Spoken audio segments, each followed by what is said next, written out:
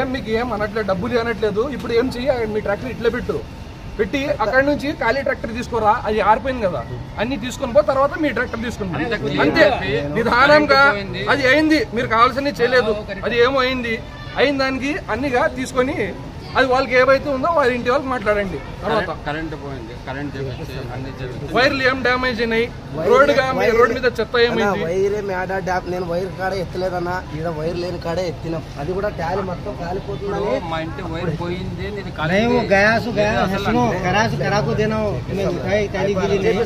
మేమే వేరే ఈడే సెంట కూలర్ మాదే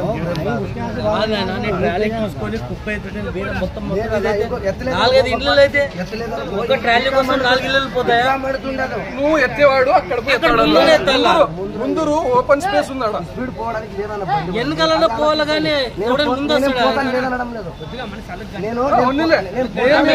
ఏమనట్లేదు.